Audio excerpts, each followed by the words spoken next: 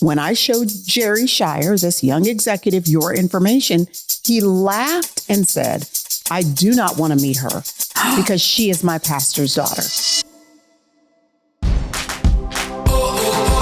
I always say life is like a roller coaster, but it's better when we go through it together.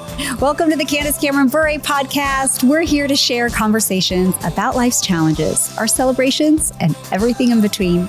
This season is about how our faith grows. We're calling it Moving Beyond Belief with Priscilla Shirer. Come join us.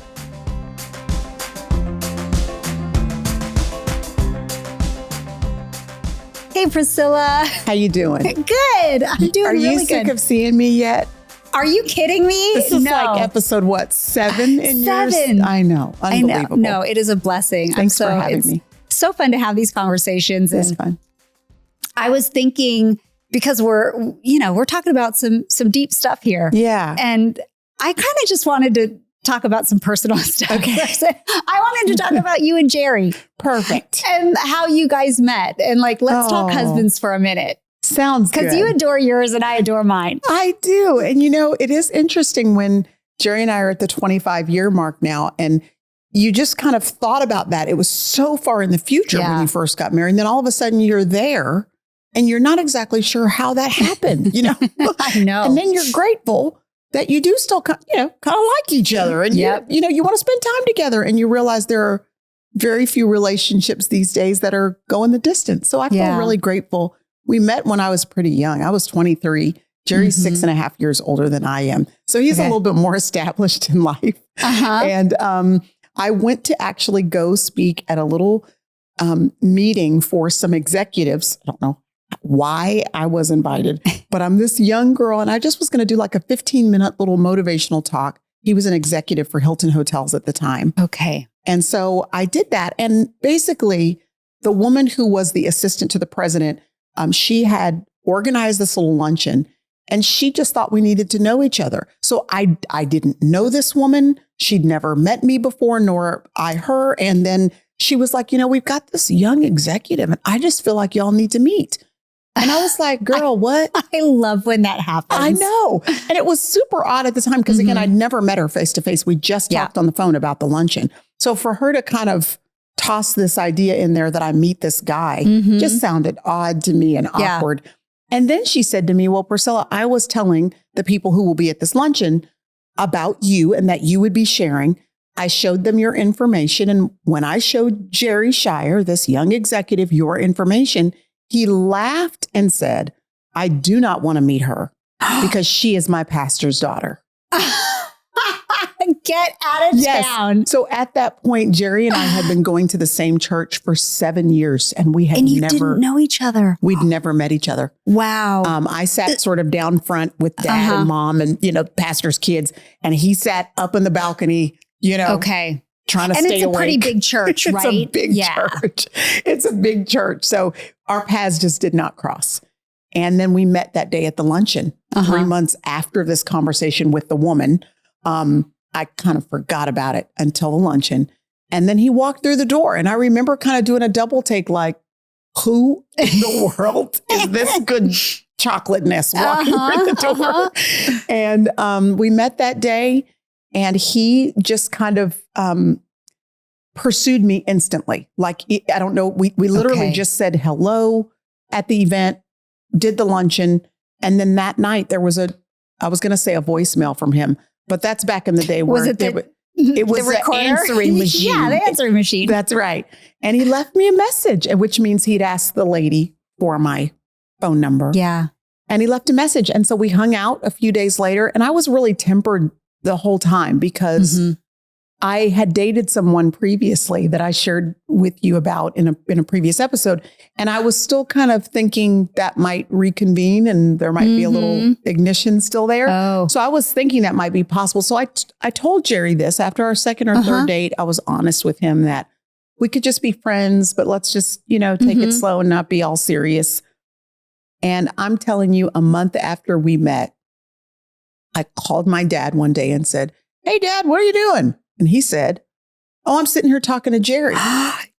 get out. Did he call your dad and was like, Mr. Evans, I'd like to sit with you and have lunch with you. And I was like, Jerry, who?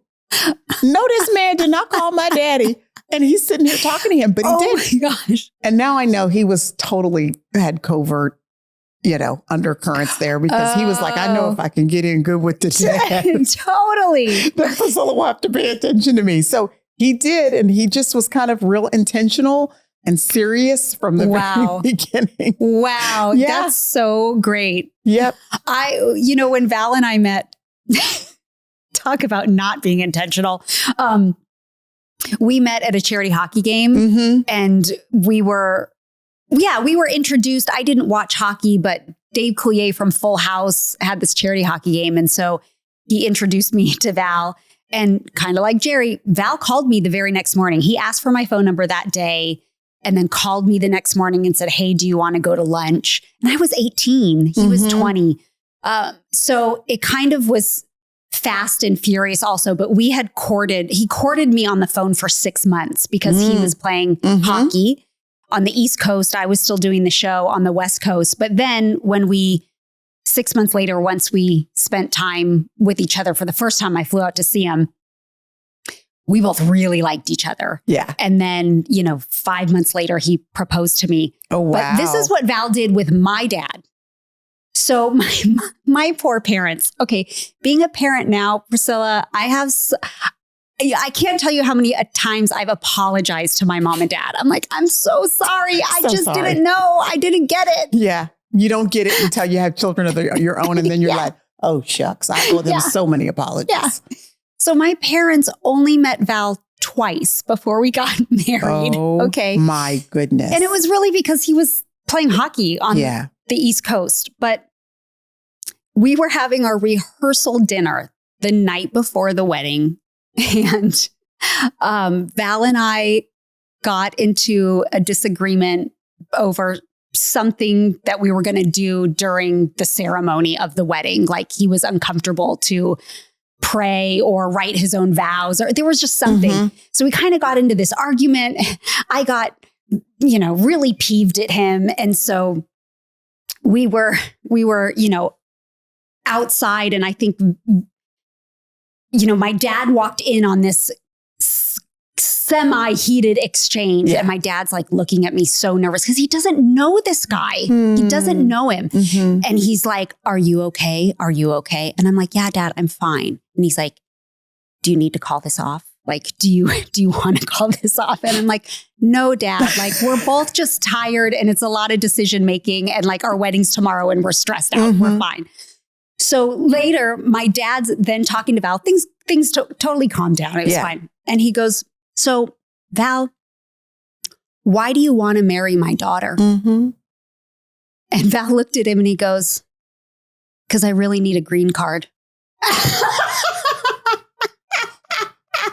Val, my dad looked at him. That's gangster right there. That is gangster. And the good thing is, my dad has this great sense of humor. My dad has a very dry sense of humor. And my dad burst out laughing. And he was like, oh, I like this kid. I like this kid. That's great. That's great. So I was like, phew. But I was like, I can't believe that's what you said to my dad. What? That's so awesome. Funny. I love, it's really cool though, that I know that some people don't have the privilege for whatever reason, the joy of having their dads involved in the process, even because their dads have passed away or they didn't raise them to begin with. They're present, but not really. Yeah.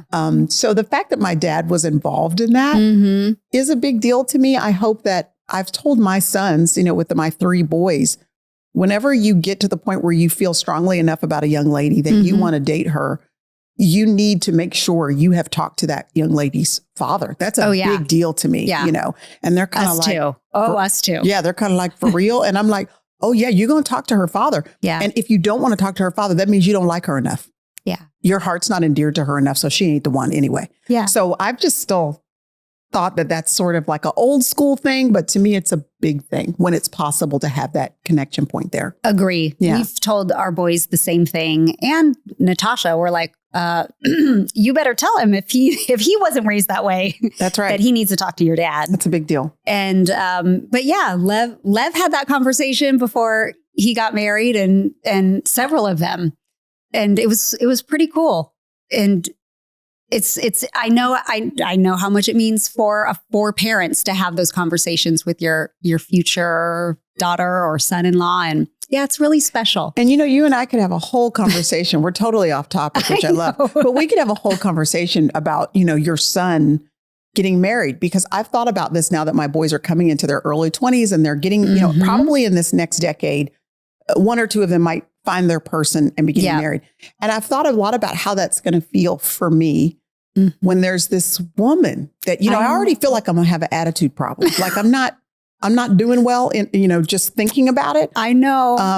I'm just like, Lord, please let this young lady just be sweet and joyful and gracious and humble and all the things that endear us to each other, as opposed to her kind of coming in as a know-it-all and me having, because I'm not going to do well. So I'm asking the Lord to prepare my heart right now. So I might need to get counseling from you on how you did with that. I feel it really is so different with your sons, because I feel, what do they say? A daughter is a daughter for life, but I can't think of it either. A son like takes his wife, right? Basically, right? Like I know. And you kind of want to be like, who is this chick? Like, I don't really know you like that, girl. I know. It's it's a little hard because you're no longer the leading lady of their life.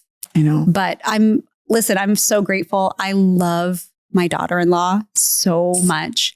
I loved her when I saw her and didn't know that she was the one that was dating my son. I hadn't met her yet, but they had just started dating very intentionally. Was there something she was doing or saying in that moment that made you endeared to her? She was walking towards me, but I didn't know she was walking towards me. We were in a public place, but I just saw her walking down and I went, what a beautiful young woman. Wow. And she was so classy and so elegant. And you could tell she was 20 years old, but she just held her head high and she just had just a disposition of peace and grace. And then she kept walking towards me. And she was like, hi, Mrs. Bure. And I was like, wait, are you Elliot? You? And she's like, yes, I am. And I'm like, awesome. Wow. So nice. But that first impression was a good impression. That's so great. And that was a blessing. But anyway, I've been I love praying for my future and daughter-in-laws since my kids were little. Yeah, me too. So me too. And I'm praying for my other kids. But when I pray for mine, I will remember to pray for yours. Thank you. Wherever they are, just know I'm preparing my own heart for you. Yes, I know. What the goal is to be a mother in love. Yes. Not a mother-in-law, but a mother in love. Jerry's mother, it's like I hit the mother in love jackpot. She just gathered me up into her bosom, for lack of a better word. Like I was her daughter for all intents and purposes. And she just loved me, was gracious to me. Gosh, now that I'm on this side of the coin with grown boys, I wish I would have been so much more, the only word I can think of is humble. Not that I was arrogant, but I would have asked her more questions. I would have positioned myself as a student a little bit more, just about my husband, him. When he's in a funk, what do you suggest that I might do to help him with that? Or when he's not communicative, or what just brings him joy, or what meals did you cook that are his favorite? Could you show me how? Like I would have intentionally positioned myself more just at her feet to learn from the wisdom of her life, But she was just so gracious. This little 24-year-old, I can't imagine bounding into her son's life and just being like, hey, So I want to be what she was to me. She's in heaven now. Excuse me. But what she was to me, I really would love to be to my daughter-in-laws whenever I meet those young ladies. So yes. Oh, that's good. I know. I feel like we could do a whole series on family. But we are going to stick to the program. Okay. We're going to get back to the program. On task. We are talking today about everything you want. Everything you want, which is to me a little bit similar in that we talked about sanctification, becoming, but break down what everything you want is about. It is, man, that part of the book, I Surrender All, is after we get past this halfway point in the book, it starts to talk a lot about your desires. That's what the want attaches itself to, that longing, the passion, the desire in you, that God wants more from us than just obedience because we're supposed to. He wants us to want to. Yeah. Think about the vast, great, boundless, passionate love of God, that he would send his son to die. I mean, I'm glad nobody's salvation depends on me doing something with my boys, because we'd all be in trouble if it took my son, because that love connection is so deep and so wide. But he loved us that much. He wouldn't have gone through all of that just to demand obedience from people. He actually wanted love in return. He wanted connection, friendship. Yeah. And so the goal of our discipleship is that it be rooted in a passion, which sometimes in different seasons of our life, if we're to be honest, we don't have. It's a little dry. Like we're in a valley. It's a dry season. Maybe we're still showing up to our Christian life and doing what we're supposed to do. But if we're honest, it's really not rooted in any sort of authentic desire. That, I have such a passion and desire to know God and be with God and spend time with God. But that hasn't always been my life. Yeah. And not just like, not just being a new believer or something, but for years and years, I can go back into all of my journals, and I've seen a consistent prayer for 10 years saying, God, help me know you, help me desire you, like using that specific word. And when I go back and read some of them, I'm like, wow, I've been praying for that desire for a long time. Give me an appetite to read the Bible. Yes. Because when I read it right now, I don't even know what I'm reading. And things like that. And it feels stale. But like 10 years, 12 years. And I feel like somewhere in my 40s, it kicked in. Yeah. And anyway, I'm just saying, like, I've prayed for a long time for the desires of my heart to change, to want different things. They didn't all happen overnight. That's right. And I'm glad that you have just shared that, because people need permission to know that it's okay. Like the Lord knows the state of your heart anyway. Just go ahead and be honest about that, because the reality is we are human. He's fully aware of our frailty and our ups and downs, and, one step forward, two steps back. And he is so gracious and kind that he meets us where we are. And he is so powerful that he not only changes circumstances, but some of the biggest, I've said this before, some of the biggest miracles he does is that he changes your heart. He actually changes your appetites. He's that powerful that he can change the innermost part of you to desire things that you actually do not have an appetite for right now. And it's reminding me, speaking of the boys, it's reminding me when I was pregnant with my first son, oh my goodness. As the new life of this baby was growing in me, my taste buds were like all over the place. Like I'm not a pickle person, but all of a sudden I was. And then on the exact same day, I would want chocolate, like chocolate and the pickles at the same time. I remember looking at my nightstand one day, and I had some, a jar of dill pickles sitting there, and also an Oreo Blast from Sonic. And I mean, I was going back and forth. Some sweet and sour, right? Yes, that's exactly sweet and right. tart. And I hadn't really been a chocolate person beforehand, not a pickle person either. But all of a sudden, the new life was dictating my appetite. My whole palate was shifting because there was something else growing inside of me. Yeah. So I didn't have to focus on my palate. I just had to grow new life. And the automatic result of that was that my palate changed. This is our relationship with the Lord. It's like, as we're focusing on growing the new life of Christ in us, old things have passed away when we place faith in Jesus Christ.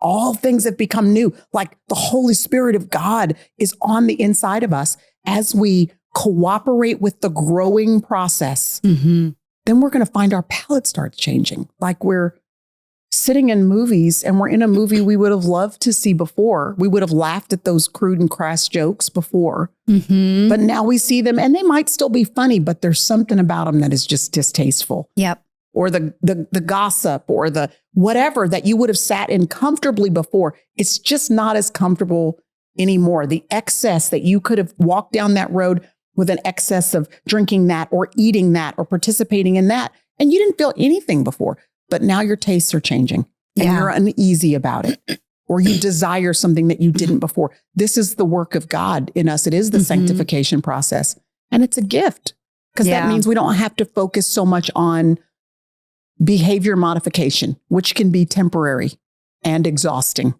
Right. If it's not rooted in something inside that wants it. Yeah. And so the Lord helps you want what he wants.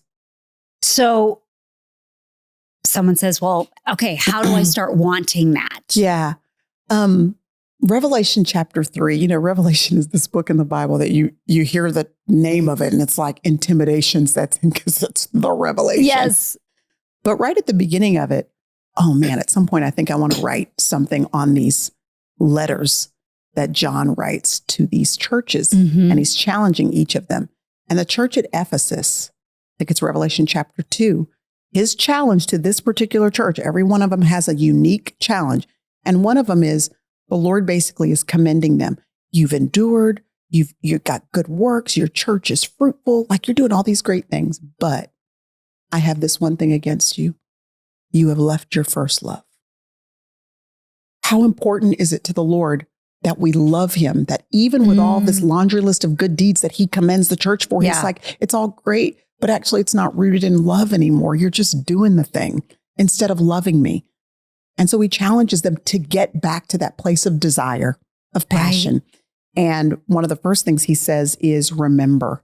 It's like 3 things. It's like remember where you have fallen, I think it says, which basically means remember how you felt originally. Remember where you were. Remember the passion that we had. Remember what you shared with me. It's like when you get married and you're 25 years in or 10 years in or 3 years in, and you kind of have to think back sometimes to when you were dating and what that felt like. You're like, I used to think it was really cute when you were chewing that cereal. It's not so cute anymore. I don't like the sound of your chewing now. It's exactly right. So just like pausing and remembering what it felt like when you felt that fervor in your heart.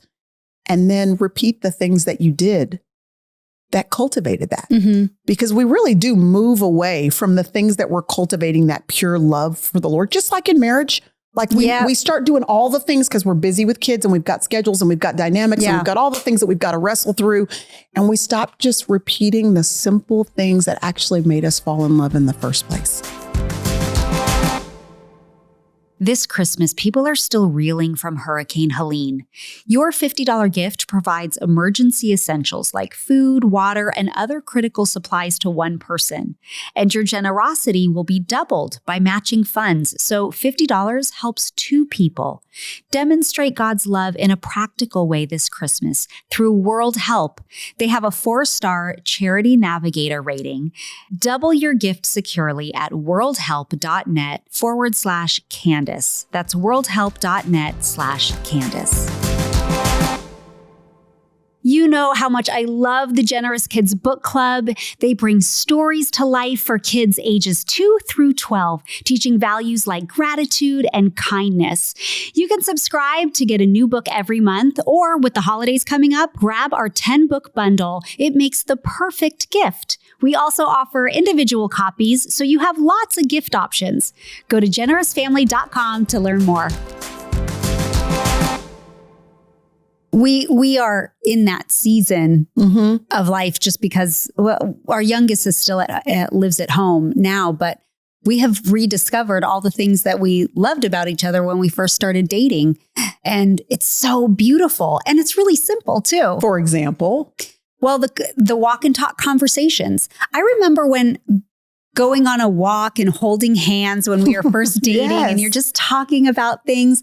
And that was enough. That was exciting. And because you're discovering each other. And today I love those walk and talks, and they might not be as discoverable, but it's different. It's just the togetherness and still holding the hands and being able to talk about life and think of the future and maybe grandkids one day, and like all the dreams and goals, they just look different now. But those things were such beautiful things. But, in the busy throes of raising the kids, like, I don't think we took walks together very often. Yeah. You're exhausted. Yeah, exactly. And I think coming back to that and remembering what it is that you used to do that helped to cultivate that friendship with the Lord, and then doing those things again, like doing it over and over again, and trusting the Lord that He's going to let your feelings catch up as you just continue to cultivate that friendship and that relationship. Yeah. Would you say that even maybe Mary and Martha are kind of examples of that, in the way that it was Martha that was so busy, right? Mm-hmm. And she just was doing her thing. It's like we get caught up in sometimes so much in doing the thing for God, but forget to sit in the presence of God and just be with Him. Absolutely. And, thank God for the Marthas. Somebody's got to. For sure. Somebody's got to put stuff together. But like what, at the expense of what? Like, what are we missing out on that is actually making us frustrated and worn out and exacerbated in our relationship with the Lord, instead of enjoying? We're supposed to be enjoying our lives with Him. Mm-hmm. And if we're not, then it is time to just pause and say, okay, what is it that I need to repeat from way back at the very beginning that will help me? I remember I intentionally went to a Bible study. Oh my gosh, I guess this is 15 years ago now. I found out about this home Bible study group that was meeting in the Dallas-Fort Worth area. And I literally just showed up. I didn't know these people. I knew that they were way more charismatic than I was used to. So completely different streams of the church than me. It was sort of an eclectic group of people that gathered. And I loved that. I wanted to be stretched. I wanted to be in a place that was different than me and different than my usual. And I went into that place, and the first hour, all they did was pipe worship music through this house. And these 20 to 25 people each week, some would be on their knees, some would be standing, some would literally lay across the floor, some would sit there with their journals. Others would, have their hands raised, or some would just sit and prayerfully be in God's presence. And I thought, this is so unique and beautiful and spectacular and endearing us to the heart of God in a non-programmatic way. And I wish, that revolutionized my own prayer time and my own life with God, that it's okay to literally just sit here and not feel like I have to do anything except let the words of these worship songs provide a soundtrack for my reflections, my gratitude, my worship, my praise. And I wish that we did that more as a global church. Yeah. That we moved away from the program a little bit. There's got to be structure, of course, when you have hundreds or thousands of people gathering. Of course, there has to be structure. But there's room, there needs to be room made for just pause and just be. Yeah.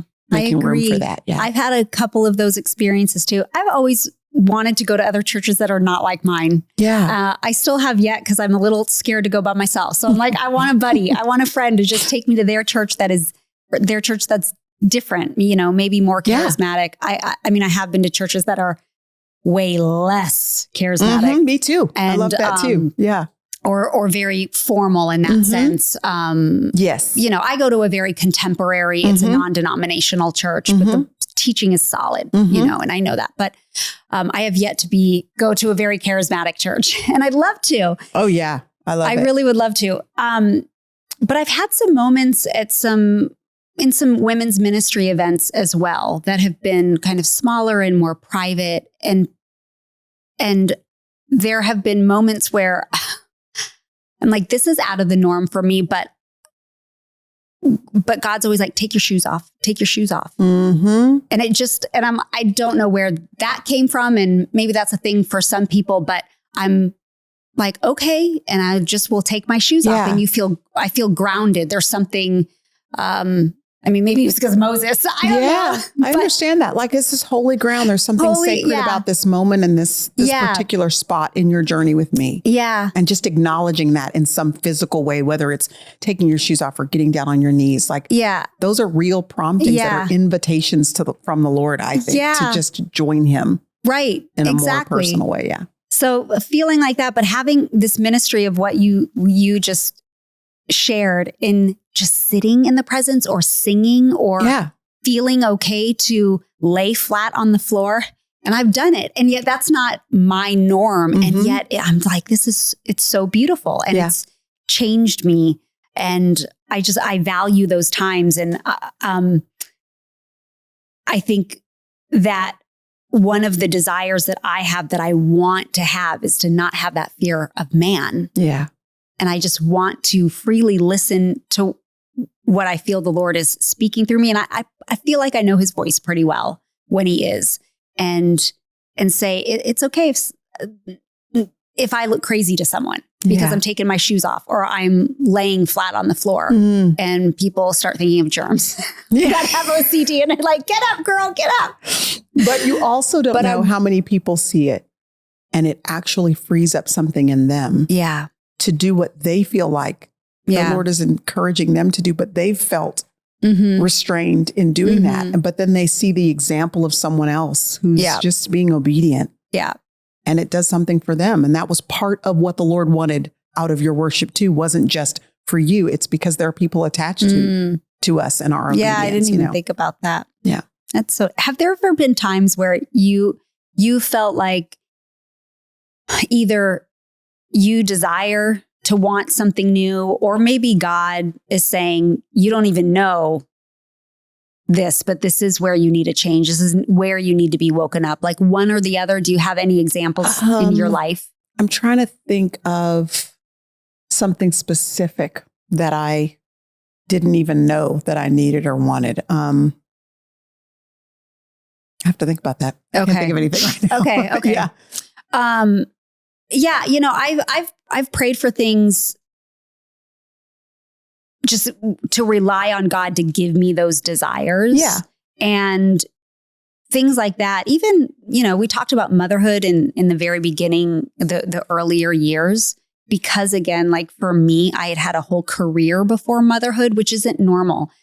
And I always feel like I talk about it and people probably think like, do you not like your children? And I love them, but my world was flipped growing up. So I was so in work mode, career mode. And I really had to pray for God to give me the desire to love motherhood and want to be there. It wasn't a love for my children. I love my children, but just a desire to be intentional and enjoy the season of motherhood and young kids. Yeah. And God certainly did do that, you know, but you know, it was a lot of years in the beginning of praying pretty consistently and hard to say, like, I want to love this because I do love them, but I want to love everything around it. Yeah.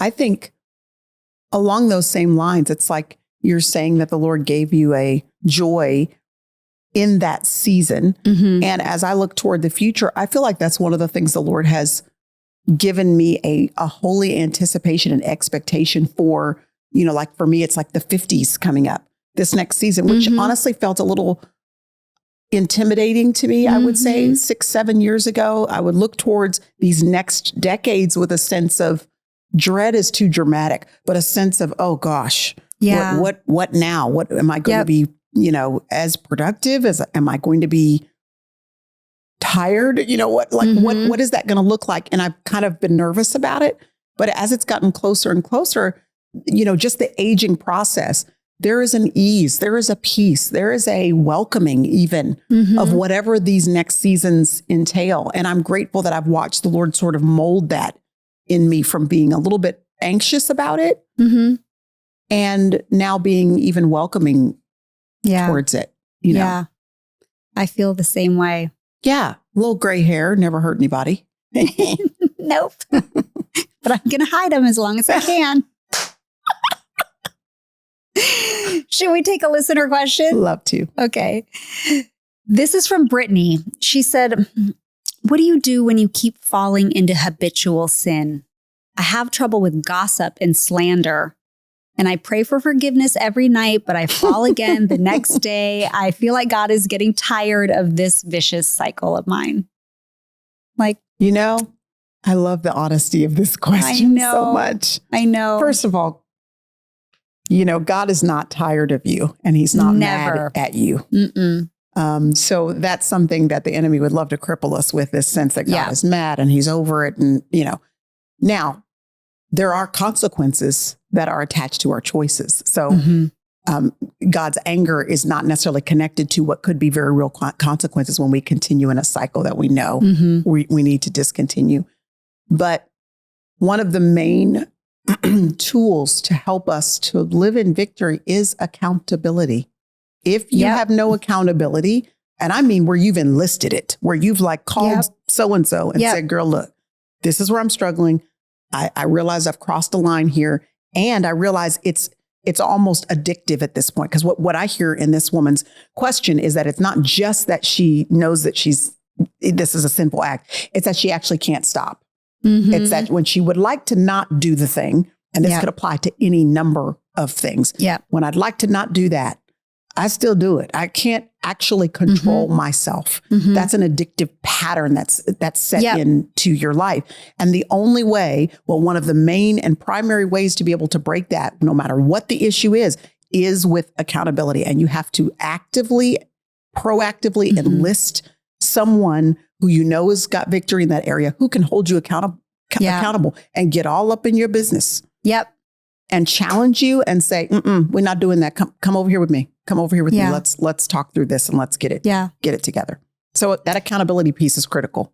It is. That was going to be my answer too. Even in specific to gossip or slander, this played out in my life in that I had a girlfriend and the two of us were Christians and we had a group of ladies we would lunch with. And the rest of the ladies weren't Christians, but we would talk about all the things, but it would always turn gossipy at some point. And one day my friend said, hey guys, like, I don't want to be a part of this conversation anymore. And it was really bold of her to say that. She said, awesome. So if we're going to start talking about people, then I'm going to leave. But if we would like to talk about these other things that's not behind someone's back, then I want to continue to have lunch. And I was like high-fiving her. I'm like, good for you. But even her speaking that out loud to the group, and it even convicted me in the moment very much. But then I'm like, okay, I got my buddy. So then it was like, thank you confidence.